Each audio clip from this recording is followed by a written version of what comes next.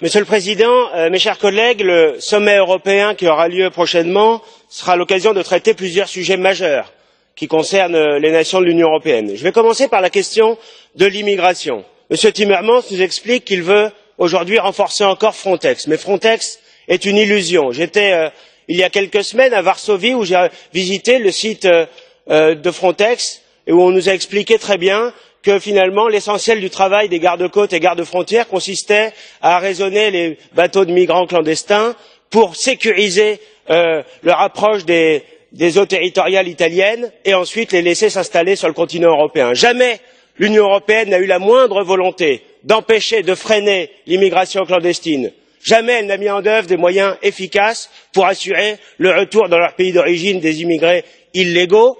Et d'ailleurs, aujourd'hui, quand on évoque la question de l'asile, on nous dit qu'il faut harmoniser les règles en matière d'asile. Eh bien, ce sera évidemment l'harmonisation dans des critères toujours plus souples qui font que l'asile est devenu une filière à part entière de l'immigration clandestine. Ça permet à des millions de personnes d'arriver sur le continent européen sans évidemment aucune perspective d'en être un jour expulsés. Et ce qui est très révélateur d'ailleurs dans nos débats, c'est que jamais on n'évoque les moyens techniques que pourrait mettre en œuvre l'Union européenne ou les nations européennes pour organiser le retour dans leur pays d'origine de ces migrants. Sur la question de la défense, la coopération structurée permanente que vous voulez renforcer, en réalité correspond à une volonté désormais affichée de supprimer la souveraineté des nations en matière de défense. On sait qu'il y a des disparités considérables entre nos pays, que certains ont des ambitions et des puissances militaires, d'autres beaucoup moins, et c'est lié à la fois à l'histoire et aux capacités propres de chaque nation. Il est évident que les intérêts en matière de défense sont totalement différents, parfois divergents et même contradictoires. Il faut l'accepter. Et si on veut pousser dans l'harmonisation ou dans la coopération renforcée vers une hypothétique défense européenne, eh bien à ce moment-là, on aboutira dans ce domaine de la défense comme dans tous les autres domaines à l'impuissance collective de nos nations.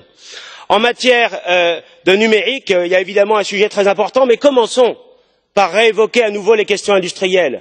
L'Union européenne n'a aucune stratégie en matière industrielle. On voit bien avec l'affaire Alstom-Siemens que nous sommes soumis à la fois aux intérêts américains et M. Macron a été en première ligne pour dépecer Alstom d'une partie de ses activités et aujourd'hui, eh bien, ce sont principalement les intérêts allemands qui sont défendus au détriment des autres nations.